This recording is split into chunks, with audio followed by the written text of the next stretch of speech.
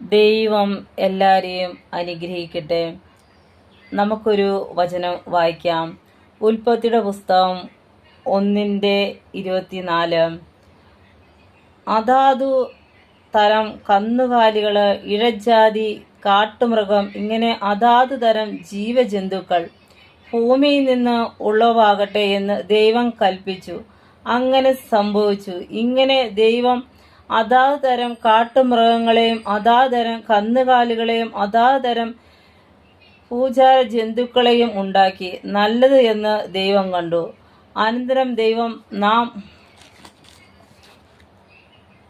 നമ്മുടെ സ്വരൂപത്തിൽ നമ്മുടെ സദൃശ്യപ്രകാരം മനുഷ്യനെ ഉണ്ടാക്കുക. അവൻ സമുദ്രത്തിലുള്ള മത്സ്യത്തിന്മേലും ആകാശത്തിലുള്ള പർവ്വജാതിന്മേലും മൃഗങ്ങളിന്മേലും സർവ്വഭൂമിയിലും ഭൂമിയിൽ ഉഴുന്ന എല്ലാ ജാതികളുമേലും വാഴട്ടെ. ദൈവം എല്ലാവരെയും അനുഗ്രഹിക്കട്ടെ. നമുക്കൊരു വചനം വായിക്കാം. ഉൽപ്പത്തിയുടെ പുസ്തകം 1:24. അതാതു തരം കന്നുകാലികൾ, ഇഴജാതി, കാട്ടുമൃഗം, ഇങ്ങനെ അതാതു തരം ജീവജന്തുക്കൾ ഭൂമിയിൽ നിന്ന് ഉളവാകട്ടെ എന്ന് ദൈവം കൽപ്പിച്ചു.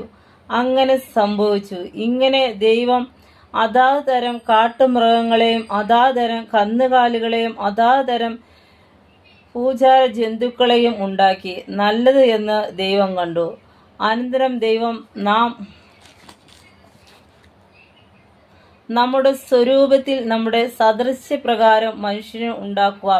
അവൻ സമുദ്രത്തിലുള്ള മത്സ്യത്തിന്മേലും ആകാശത്തിലുള്ള പർവ്വജാതിന്മേലും മൃഗങ്ങളിന്മേലും സർവ്വഭൂമിയിലും ഭൂമിയിൽ ഉഴുന്ന എല്ലാ ജാതികളുമേലും വാഴട്ടെ.